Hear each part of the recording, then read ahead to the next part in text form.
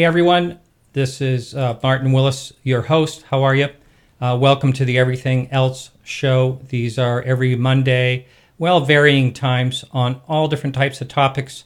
I encourage you to check out our website. That's everything-else-show.com. And you'll see on Mondays, varying times, that we have all different types of shows lined up. I think we're all the way into May, some interesting topics coming your way. Our guest this evening is Libbe HaLevy. I hope I pronounced that right. She'll let me know, that's for sure. She runs a great weekly podcast. It's called Nuclear Hotseat, and you can check that out at nuclearhotseat.com. And if you want to know something about nuclear around the world, check that out. It's a great show, interesting guests and topics from, again, news, recent nuclear happenings all around the world. And I realize that this is a controversial subject. I've gotten into a lot of heated debates. I actually protested all the way back in the late 1970s. And I've gotten into arguments with family, with friends, with the Los Alamos scientists over the years. And my thoughts about nuclear power. At first, when I heard about it in high school, I thought it was such a great idea. And, how a little teeny pellet of fuel can last so long and provide so much power. And then it got into, submarines and aircraft carriers. And what a great idea. Well, it is a great idea, but it's not safe. And that's why I'm here to talk to you about it tonight. I often hear parroting words such as nuclear power is safe. Well, it is safe, but there can be outside problems, such as we saw in Fukushima. There can be human error that can cause a lot of problems. And also you hear the other parroting word is nuclear power is clean. Well, it's clean while it's running, but there's a word called waste, and waste doesn't sound like a clean word to me. Waste is one of the biggest pet peeves that I have because it's basically putting the burden on people thousands and thousands of generations ahead to watch over the waste, to make sure that it's not contaminating water sources or a lot of health problems can be caused from it. And this is 200,000 years. This has to be guarded into the future. We can't even fathom that. So just for our 100 years of use, our 100 years, I'm going to say it, of selfish use, we're putting the burden on all these thousands of generations ahead of us. I don't think that is right of us. I think it's wrong. And I think we have to think about something else. We're certainly plugged in to fossil fuels. We are addicted like a baby to the bottle. It just doesn't seem like there's any way out of it, but we have to look for ways out of it. There's future technology. We can rely on that. There's renewable energies. I want to talk this evening with our guests about that. Solutions, not just the problem. And, there's also something I'm going to be looking into a lot more. I've been looking into the last couple of days, and it's called thorium. Molten salt reactors. It's a sealed component that needs to be fed new fuel once every 30 years. They're working on the technology now. That is a possibility. I don't know. I haven't really looked into it deeply, and that's something I might even explore in this show at some point. We also may discuss nuclear weapons, because I think building of nuclear power plants also is causing some nuclear proliferation all over the world. There's just so many ways that can happen. And lastly, we're going to talk this evening about Fukushima. And it's just the problem that won't go away. It's not in the headlines. There was something recently that actually was kind of a false reading, but it's just something that's not going to go away, and something that we have to deal with, or someone has to deal with. And also the Tokyo Olympics are coming up, not too far down the road, just a few years down the road. And what is all that about? We're going to be talking to our guest as well about that. So the one thing about nuclear power, versus fossil fuels is, yes, fossil fuels do indeed kill tens of thousands of people a year through contact of pollution and stuff like that. That is true. That is happening. We have to find a solution. Nuclear power can certainly kill every living being on this earth if things go badly wrong, and the possibilities are there. It's just too unsafe. I'd like to see it gone from our society. I don't know. I'm just talking here tonight, and we're ready to introduce our guest. And how are you, Libbe? I am very well, and you were close. You were 50% of the way there. It's Libbe HaLevy. Oh, okay, Libbe. You know, I phonically typed that out, and I still had a little bit of a problem with it. Sorry about that.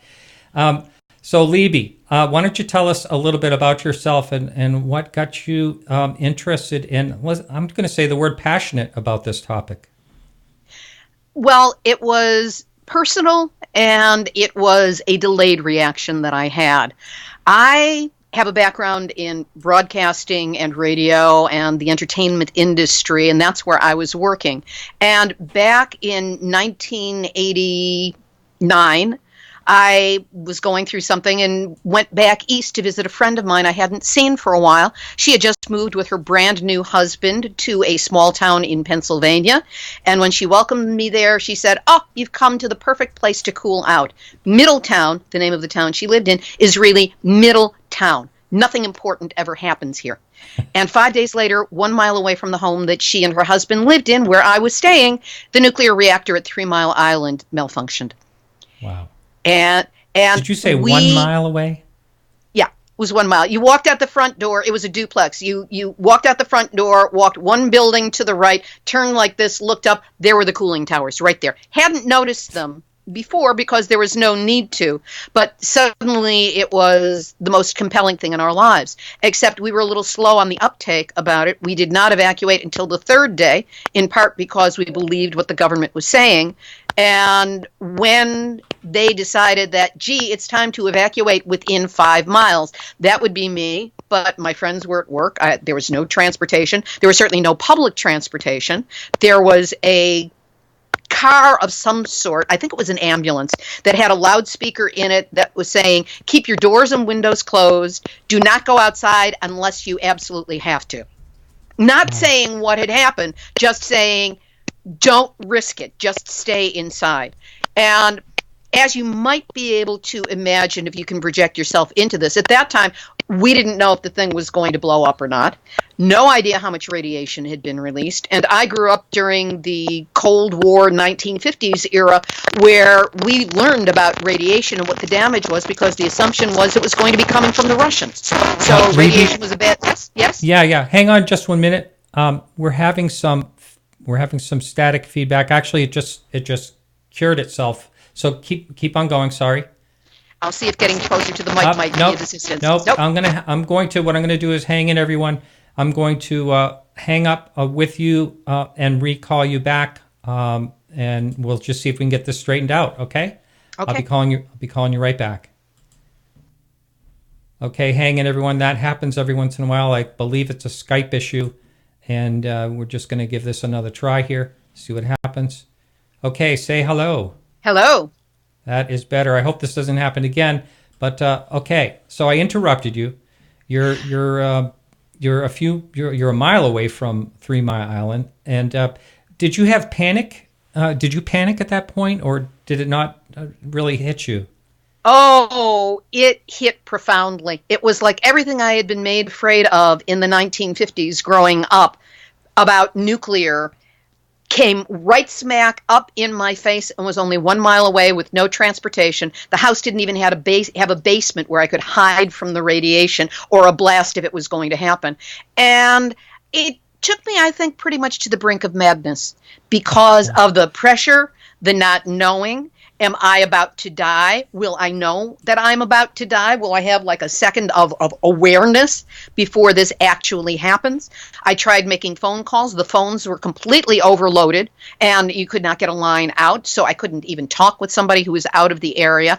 It was the definition of terrifying. Wow. And And I have tried for years to come up with the right words to explain exactly how bad it is. I'm finishing up a new draft of my book, which was an ebook, and that will be coming out. That's called Yes, I Glow in the Dark. But it took my friends a couple of hours before they were able to coordinate with each other and come and pick me up. We evacuated. But from that point on, it was post-traumatic stress that I was dealing with. Not that we knew what the term was back then, but the terror had been so overwhelming. Nobody ever was able to measure what the actual radiation was that was released, because the monitors that were supposed to measure this had not functioned. And I just thought, oh, it was the lowest bidder for the government, and it kind of broke. It was like a thermostat thing. No, it was that the radiation level was so high that one of the first things that happened was that the radiation meters at 3 Mile Island fried. They stopped working because they were overloaded with the radiation. So nobody could tell me what I was exposed to, how much it was, how bad it was, what it was doing to my body. I did, upon my return to Los Angeles, I was writing for a publication at that point, and they had the previous week published an article by Dr. Helen Caldicott, who I had not heard of before. She is probably the premier activist against nuclear in the world, as well as a nominee for the Nobel Peace Prize. And in it, she said, well, because they were saying low-level radiation, and I thought, oh, great, it's only low-level radiation. Doesn't sound so bad. She pointed out in the article that exposure to even low-level radiation can result in thyroid cancer or leukemia in 3 to 5 years, and hard tumors anytime. At that point, she was saying anytime in the next 15 years that I could have hard tumors. And I thought that was like a deadline, that if I got beyond that 15 years without any hard tumors, I would be fine. But I was wigged out. I mean, I couldn't concentrate. I was overwhelmed. Anything you've heard about post-traumatic stress, that's what I was going through. And I just couldn't pull my life back together again. The way I'd been living before was completely impossible after this happened. And I ended up leaving the country, changing my life pretty thoroughly, and going down different avenues in my life, including the decision not to have children, because nobody could tell me what the potential damage was to my DNA. And I'd seen all those horrible pictures when I was in grammar school and high school, because they showed them to us back then, and I didn't want to risk it. So there were huge changes for me, but I did not become involved in the anti-nuclear movement. I tried, but the post-traumatic stress made it impossible for me to do so. It was too overwhelming to see people making the cooling towers of 3 Mile Island as candles so you could have your own meltdown. So I wasn't in the mood for that. And it wasn't until, I ignored Chernobyl when it happened, because I went, everybody's afraid of nuclear now. I've been afraid of nuclear. I don't have to be afraid of nuclear again. And I completely blocked it out. But when Fukushima happened, it was a very different experience. I like to say that 3 Mile Island mule kicked me out of the life that I had been living, and Fukushima mule kicked me back in. And I started applying my skills as an activist to the one thing that I find is my calling in the world, and that is communication, and doing everything I could to communicate what I knew that people didn't know, and then started learning more. And about 3 months after Fukushima happened, I got the hit to do a podcast. I'd never done a podcast, but I went, it was kind of like this thought came to me, and I couldn't get rid of it. And I went, okay, I'll do a podcast. And that was over 5.5 years ago. Wow. How about that? Going back to Chernobyl, I consider that's probably the worst disaster of all, I imagine so far. No. Maybe Fukushima? I actually got into arguments with the bureau chief of the New York Times in Japan, because in the early days they were saying, and they continue to say, this is the worst since Chernobyl. But consider, Chernobyl was a single nuclear reactor that did explode. There was horrible contamination that came out.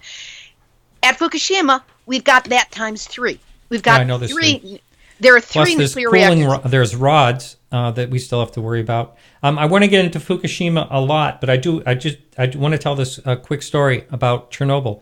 my girlfriend's father was fishing in the area of Chernobyl, not far away at all. At one point, he was like the next town over. They were fishing for a couple of days. He was driving the car away from there when it started to rain. There were two other people in the car, and they were young. One was 23, I think it was, and the other one was almost 30. And they were both like really drinking a lot, so they got out to relieve themselves. And when they did, they went down toward a river, and they saw it was full of dead fish. Well, within 3 months, the 23-year-old died of leukemia, and within 1 year, the 30-year-old died of leukemia. And, my girlfriend's father was in the car the whole time. And how lucky is that? I mean, could it have been rain? Could it be a coincidence? It's awful hard to say.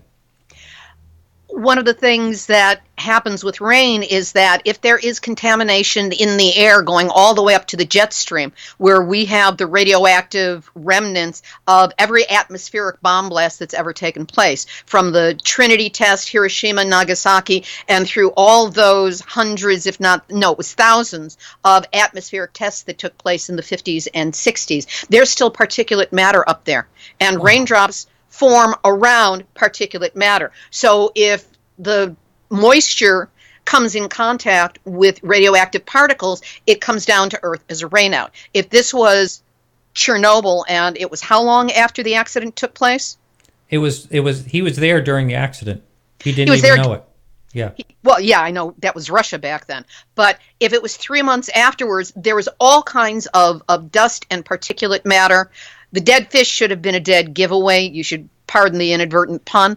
And I have no doubt but that is a direct connection, because we still show here at various places around the country, especially here on the West Coast, when we've had these heavy rains recently, I have received email from people who have their own monitors, their own radiation monitors, saying, did you know that the radiation level is up in some town or another along the West Coast? And this is at the same time that the rainstorm is happening. So the assumption is that the rain brought down some more radioactive particulate matter, and that's why we've seen a spike in the radiation levels. That's funny. Someone just messaged me on the message board, a really funny message. Do you remember I contacted you while I was in Russia last year? And you vaguely remember it. I'm sorry. It's a vague thing in there, but be more forthcoming. No. I thought I saw a cooling tower. I did see cooling towers right outside of Moscow. I thought it was nuclear, but I was told it was something else. Mm-hmm. And do other power plants use cooling towers that look just like nuclear ones? Are you aware of that? I believe so. I'm not an expert on anything other than, the expertise I have gained on nuclear. But I believe that structure is something that can be used for other facilities as well. Yeah. Okay. Well, what do you think about waste? Now, I understand that waste was dumped in barrels into the sea for 50 years, all the way until 1993, just jumped overboard. I know Greenpeace tried to stop it. They eventually did stop it. They were the reason that it actually did stop. But we have these barrels in the sea. Some of them are all the way down to 4,000 meters, but some of them are only 150 meters deep. What is going to happen to all that radiation barrels, all those radiation barrels, because they can't stay whole forever? I mean, metal does rust, it corrodes, and how could they possibly have done that? I mean, in the first place, it's just so bizarre. The negligence, the planetary-wide criminal negligence of the nuclear industry is something that's really hard to believe. I mean, unless they have joined, and I'm saying this facetiously, some evil cult where they have pledged that the bottom line for what they're going for is the total destruction of the planet, I have no idea how they can justify their action.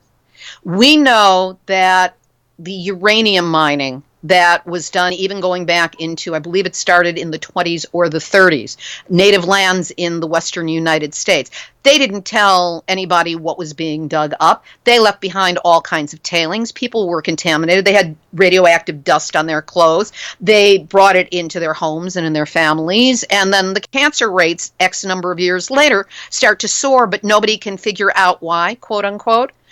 We have what was done starting in 1942 to purify the uranium so that it could be used in the atom bombs. Well, this was being done secretly, of course. It was all Manhattan Project. But the places where it was being done, there was radioactive waste that was being created that they were just dumping. In North St. Louis, they have a legacy waste problem there that is horrific. There was a company called Mallinckrodt that did the production of the, I think it was the triggers for the nuclear bomb. And with the waste that they had, they just put it in a pile next to St. Louis Airport and had it. Some of it was under tarps. A lot of it wasn't. It blew around. They would transport it there in dump trucks that were not in any way secured. And so dust would blow off the trucks and contaminate on either side of the road. This is all documented, by the way. In 1972, the pile from Laddie Avenue from next to the airport, all of that was sold for $1 a ton to a company, I forget its name, that took it out to a landfill because the owners thought, wow, this has got some good stuff in it. We can use this. This is like raw material. And meanwhile, it was all being transported and stuff flew out. And they put it in an unsecured landfill. It wasn't a lined pit. There was no security at all. They just plopped it down there. And cut to what's happening now. It is still buried there.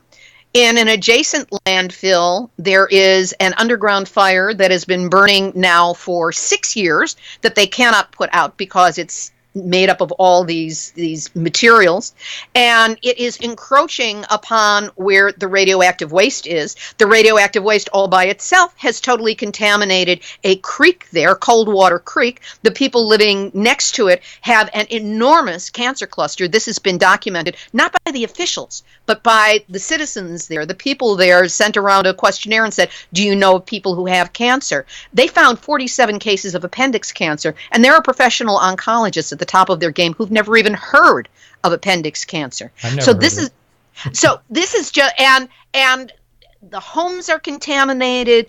People don't have any recourse. The illnesses are legion there, and there's no satisfaction, and nobody's stepping up and taking responsibility. And meanwhile, the people are suffering. And this is just one example.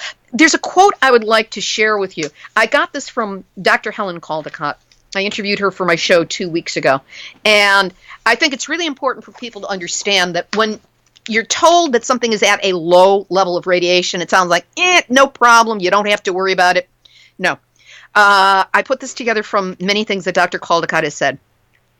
The cancer cycle, because that's one of the primary things that exposure to radiation causes. The cancer cycle is initiated by a single mutation in a single regulatory gene in a single cell in the human body. This mutation can be caused by a single exposure to a single atom of a radioactive element. Atom. Because the incubation time for cancer is anything from 2 to 90 years unless you receive a catastrophic dose, in which case it can be as short a period of time as those individuals you mentioned near Chernobyl. But because it takes that long, and because no cancer leaves a thumbprint or a fingerprint saying this is where the contamination came from, you can't figure out what the contamination was that caused it. So it looks like cause and effect are separated, but they're not. They're absolutely direct. It's just it's over such a long period of time, and it can be caused by such a small, infinitesimal amount of exposure, we can't prove it. Wow. Isn't that something? Now, is there any safe way to store nuclear waste? The first thing is don't make it. Yes. That's why we need to shut down all nuclear facilities now. There is no safe storage for waste, and that's the hot issue. That's one of the reasons why the PR spin machine of the nuclear industry, which has millions of dollars to play with every year, has somehow convinced so many people that nuclear is, quote unquote, I gag on the words, clean, green, and sustainable. The only thing sustainable about it is the danger of the waste, which, by the way, plutonium has a half-life, meaning the period of time that it takes for it to become half as dangerous, a half-life of 24,000 years. So, and it takes between 10 and 20 half-life cycles for radiation to decay down to where something is neutral. So it can take anywhere from 240,000 to 480,000 years for plutonium to become neutral. And plutonium, weapons-grade plutonium, is a waste product that is produced in every fuel rod of every nuclear reactor that has ever been made. Wow. Incredible. And that is what they have no place to put it. They here in the States, we built Yucca Mountain. Yeah, I want to talk about that. Yeah, it's next to earthquake faults that have since been discovered since it was built. It is on top of porous soil above a major aquifer that underlies 8 states. How far down is the aquifer? Not far enough. If the soil is, if there's an earthquake, if this thing, shake and bake, cracks open, radiation pours out, and they still haven't found all the fuel from Fukushima. They haven't found the corium. That's what the melted fuel is called. In Chernobyl, they at least have a picture of it. It looks like an elephant's foot, and that's what it's called. We don't know what this China syndrome is going to look like in Japan. But if there is an earthquake, or if there's just a leak that happens from failed engineering, it goes down, the soil is porous. Eventually, with rain, whatever, it can get down there. It can get into the water supply. And then you've got plutonium and other radionuclides. It's not just plutonium. It's a wide range of them that will get into the water supply underlying 8 states. It's the High Plains Aquifer, also known as the Oglala Aquifer. Wow. Now, getting back to health issues, what other types of health issues can be caused by either nuclear waste or contamination exposure? Any of the cancers, autoimmune diseases, heart disease.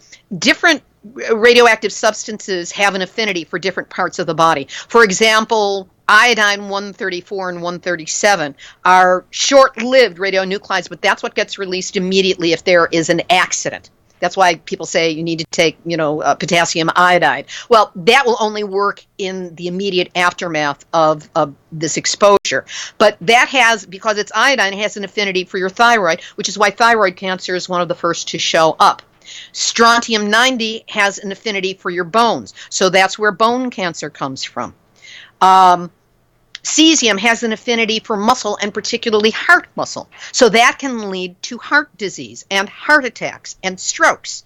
And there are major implications of radioactive exposure for anyone who is suffering from an autoimmune disease. And I know that there are people who are investigating whether this is implicated also in autism.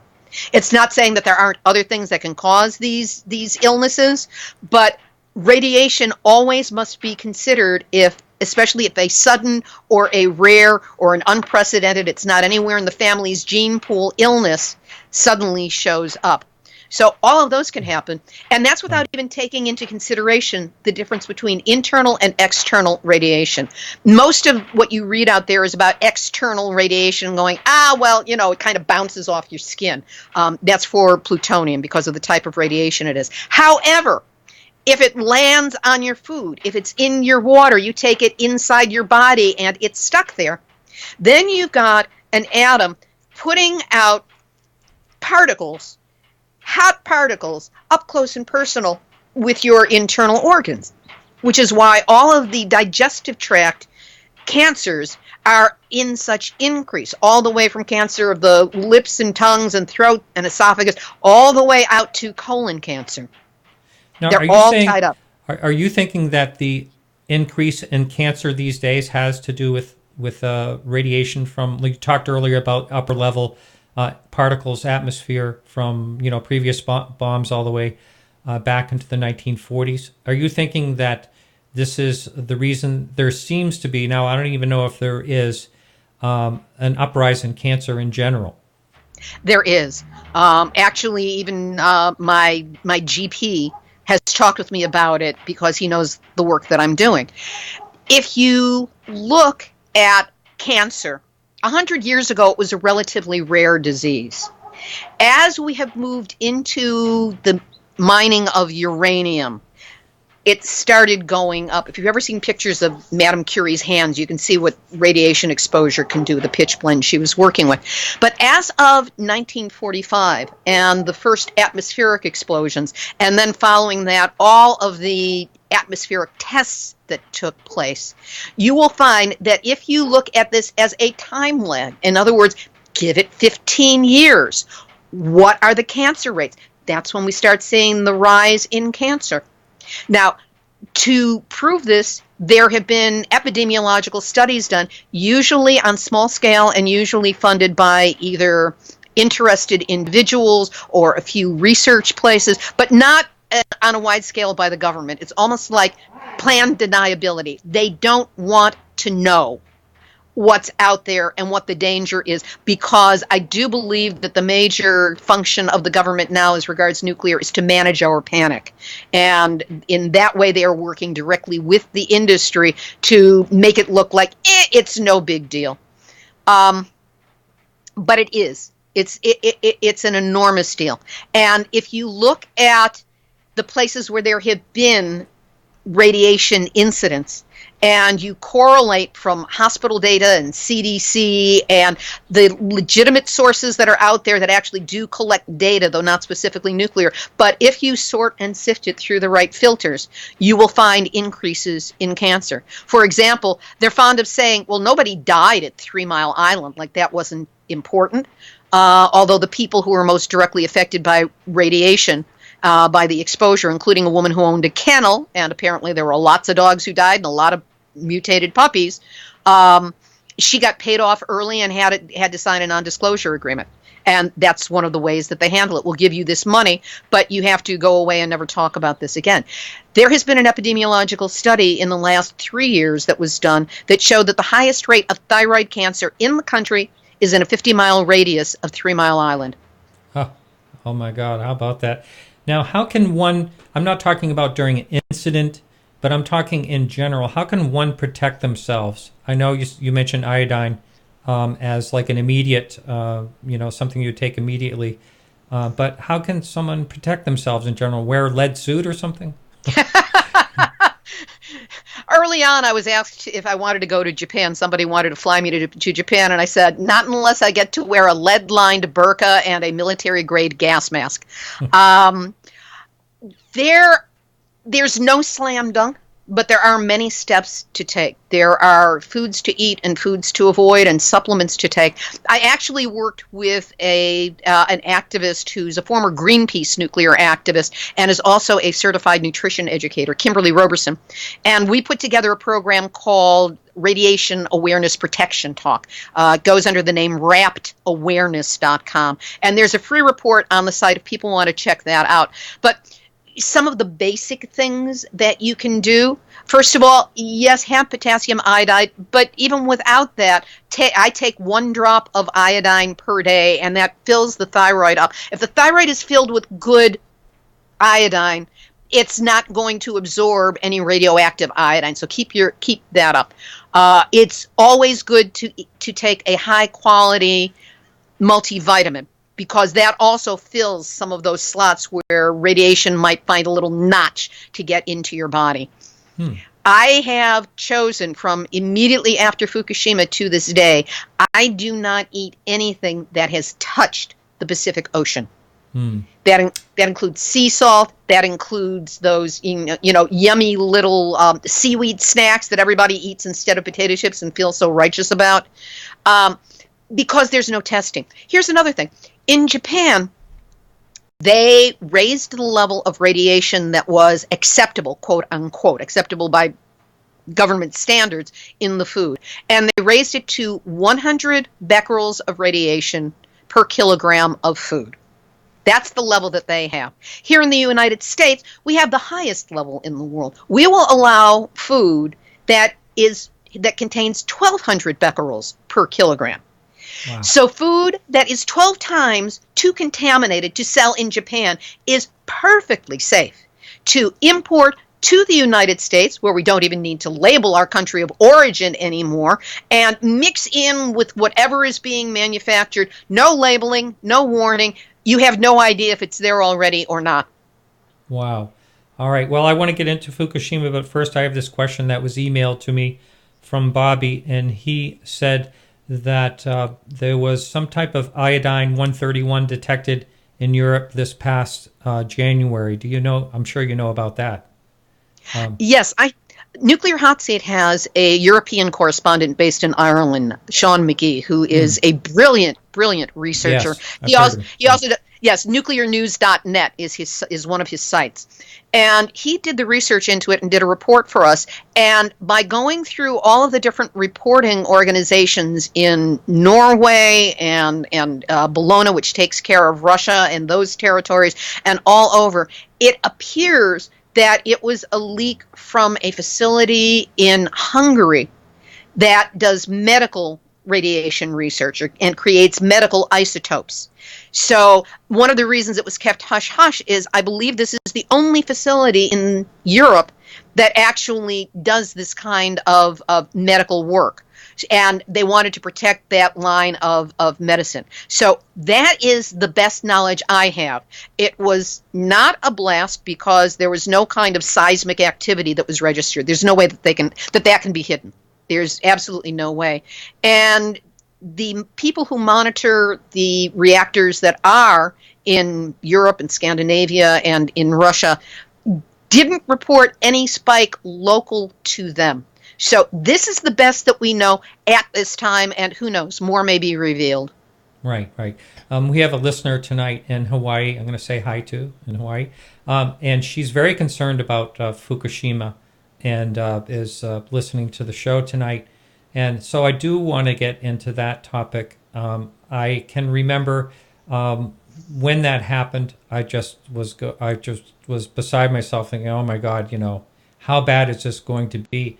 Now, recently it was in the news, and I realized after listening to your show, the reason it was in the news is because they were able to get a robot closer to the core, or what the issue was, so that, of course, the radiation level was higher.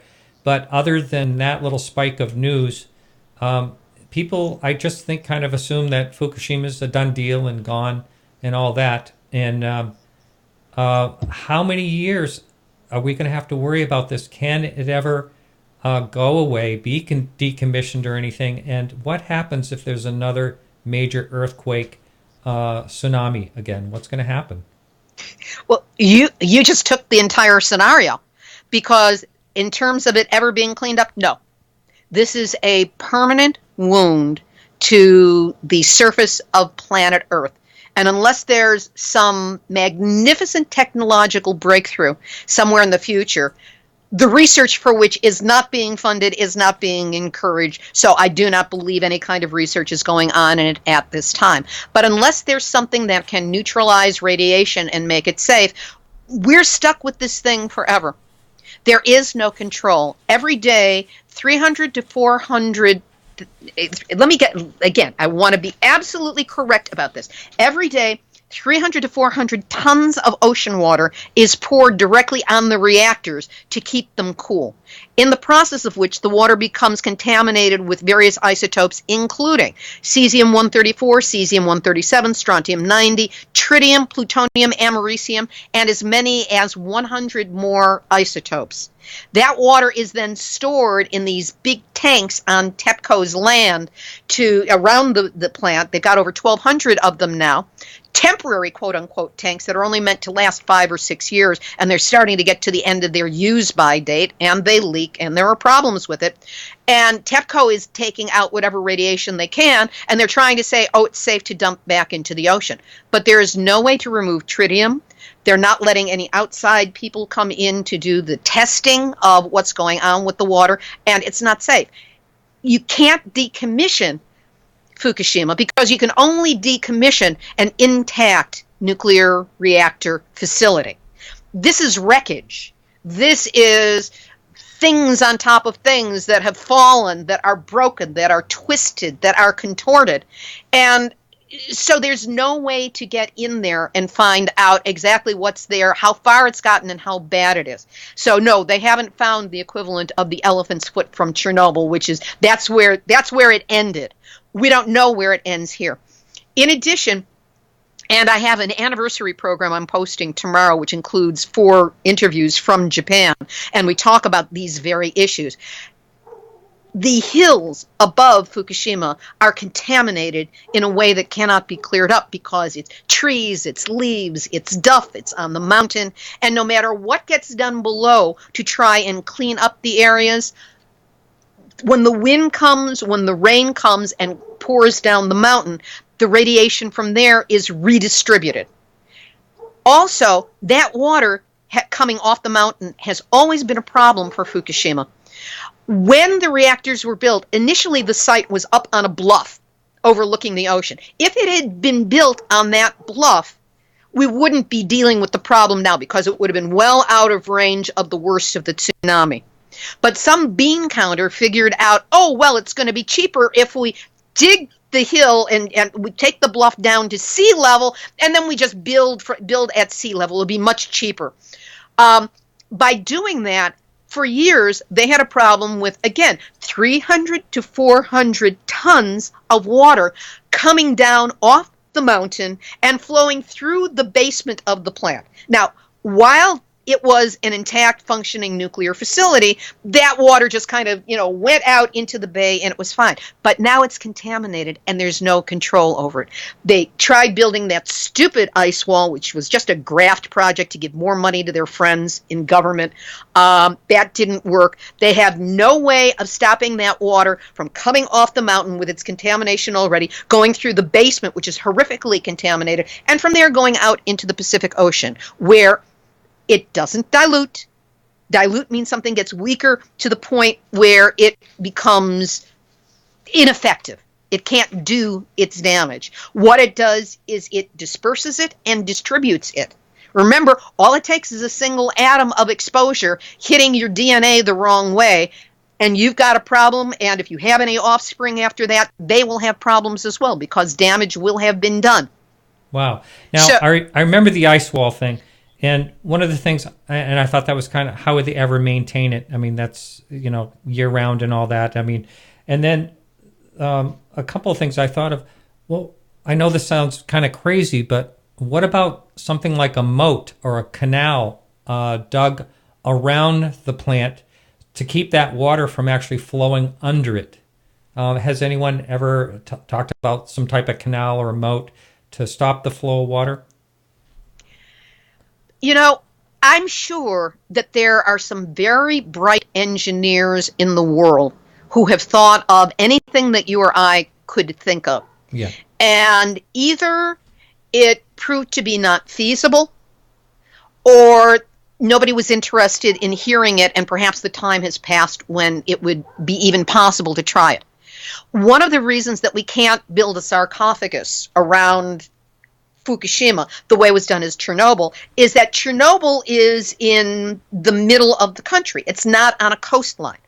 Nuclear reactors need water in order to cool them, so they're always built near what is perceived to be an unending water supply. In Chernobyl, it was rivers. It's actually built in a marshland. So they could put pylons down and support the structure enough so that it would take the weight not only of the structure of Chernobyl, but the sarcophagus that went over it. And then they had to really do a job, and there's a question as to whether it's going to be strong enough, but it's a done deal. With the new sarcophagus that just got built in, they had to sink pylons really deeply to have a structure that could sustain all of that weight around it. But they could do it because it was in the middle of land.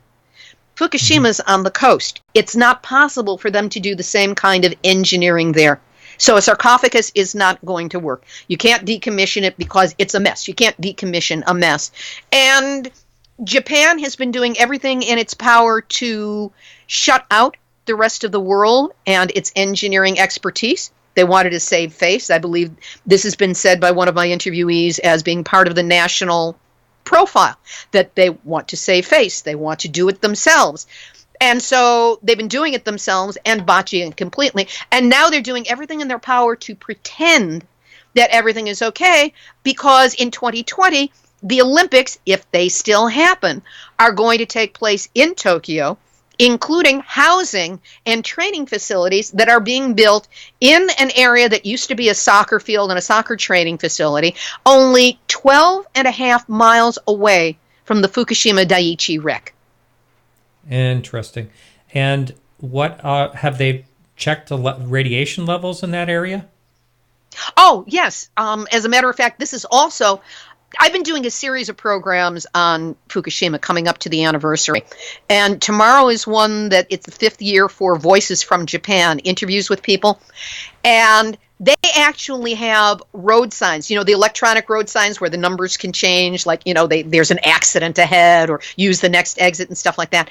They have road signs in place, electronic, that will tell you what the radiation level is as you're driving on the highway that goes through Fukushima Prefecture. So you'll know what you're being exposed to there. But there are all kinds of ways. Beverly Finlay Kaneko, who produces with me the Voices from Japan series. Her husband is Japanese. She lived there for many years, and she lives here now. She talks about the fact that that with the radiation levels, she was there with her husband, and they had a radiation monitor with them, and they were in Fukushima. They were interviewing people and checking things out. That as long as they stayed, this was last year, as long as they stayed on the main thoroughfares, the main roads, they were fine. But as soon as they walked into a park with the radiation monitor, it started going nuts. Now, I know that I was watching something on the area there about all the animals, the wildlife that's basically taken over the towns there and things like that. But there are a lot of hotspots that actually have to do with water settling, water coming down off the mountain and settling in these low-lying areas.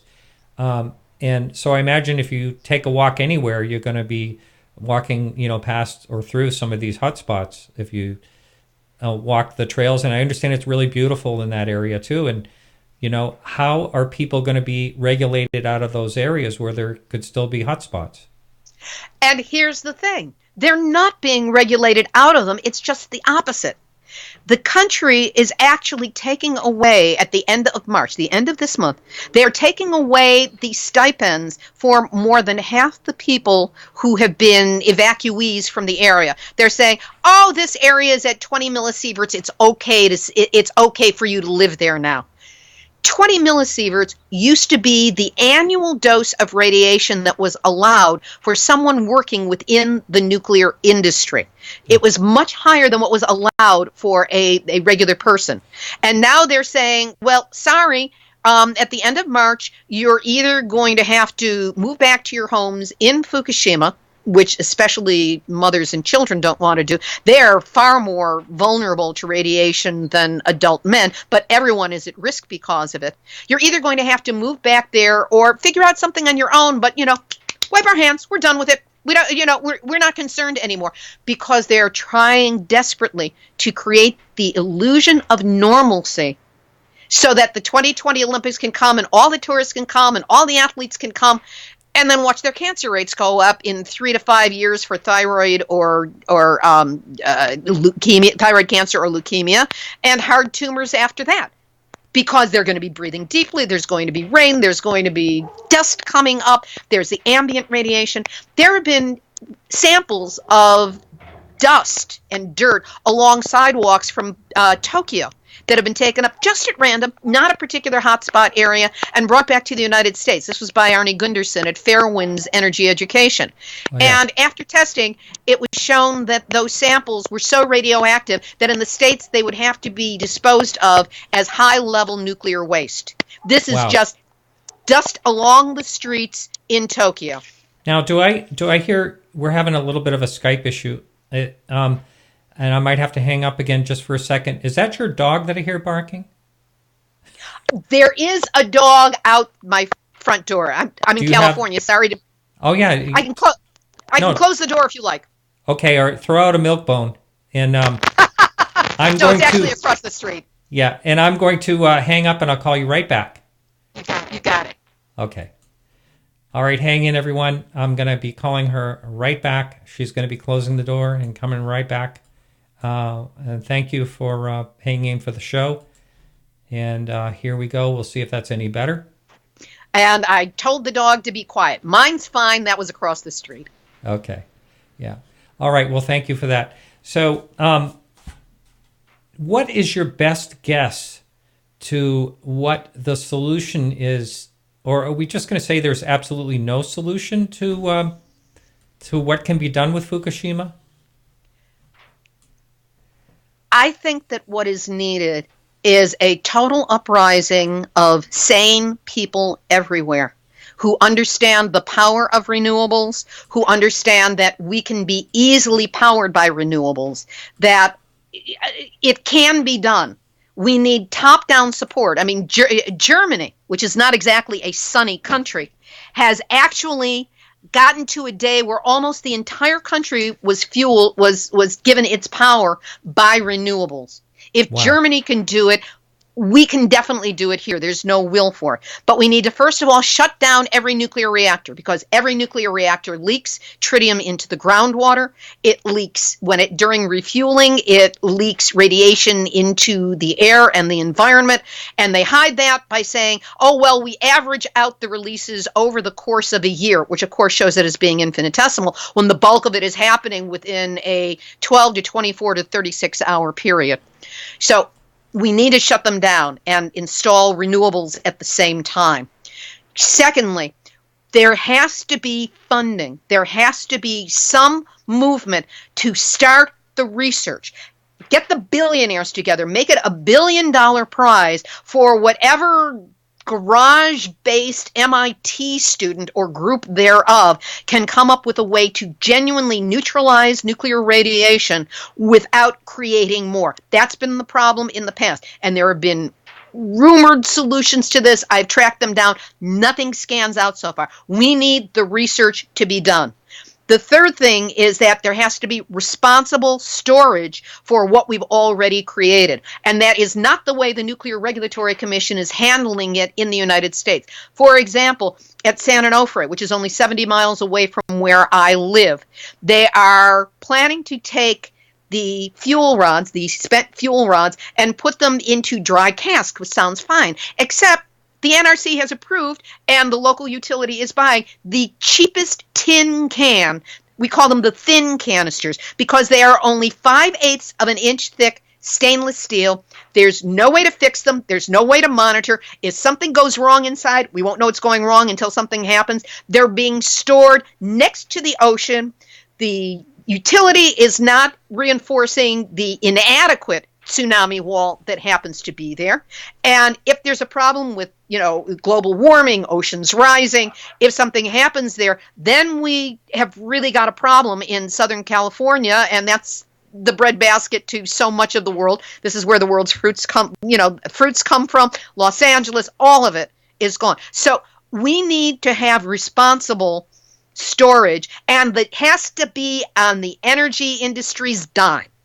Right now, they're playing the game of the producers, where money was raised for a Broadway show, and as long as it was a flop, they made more money. San Onofre was a big flop, but Southern California Edison is having their best year ever because that's the way they rigged it, and the ratepayers are paying for it, as opposed to the stockholders. We've got to put this on the shoulders of those who have created it.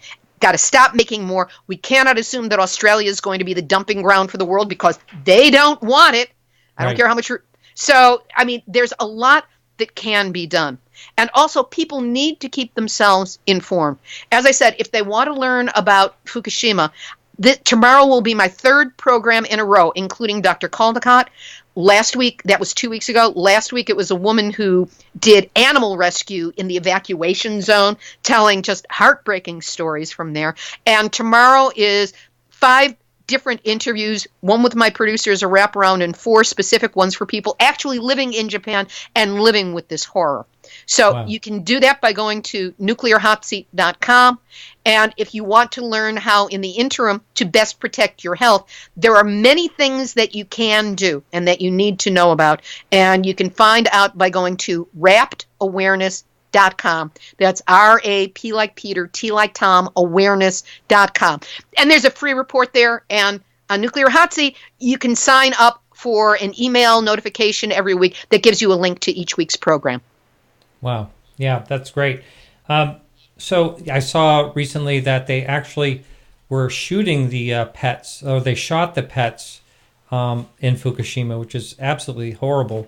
There was something about that. Right after the people left, a lot of the pets were still there. I guess they couldn't take the pets with them. They were what I was told in the interview last week is the day after the accident on March 12th, there were knocks on everybody's door. They were told, come on, you've got to get out. There's no time. You can't take your pet. And people thought that they were going to be able to come back for their pets. And they left food and they left water. Oh, and so sad.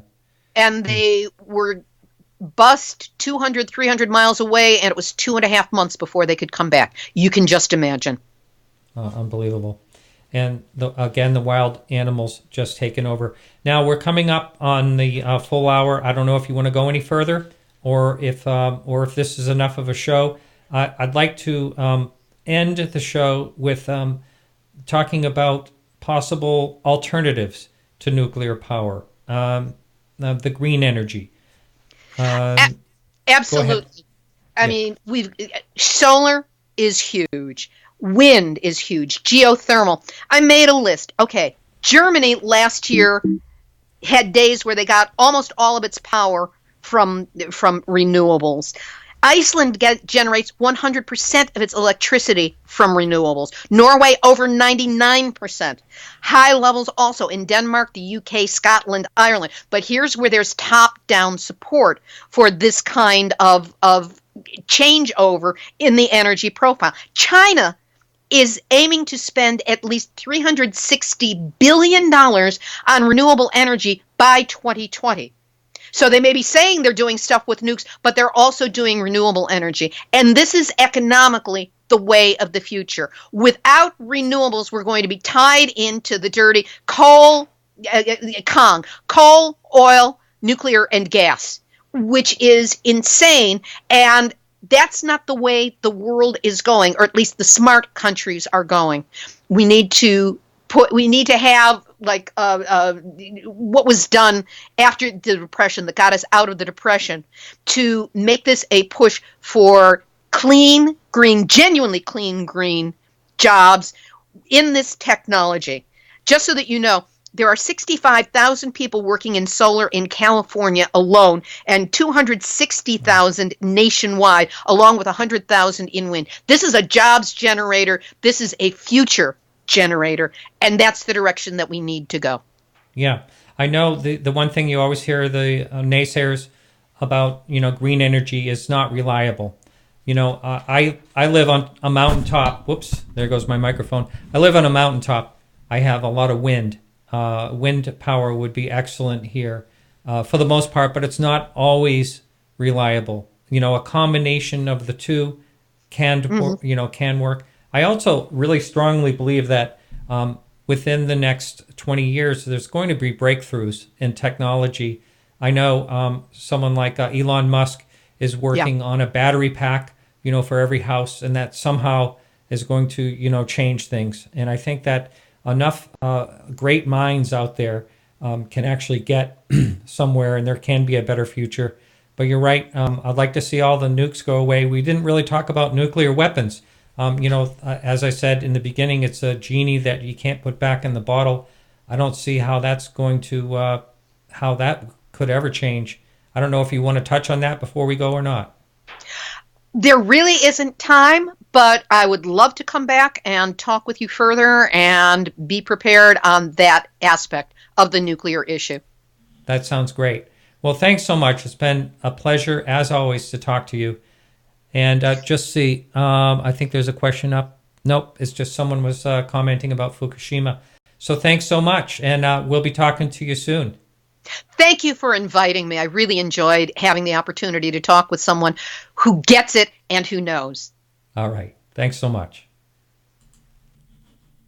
All right, everyone. So that's it for our show. And thanks so much.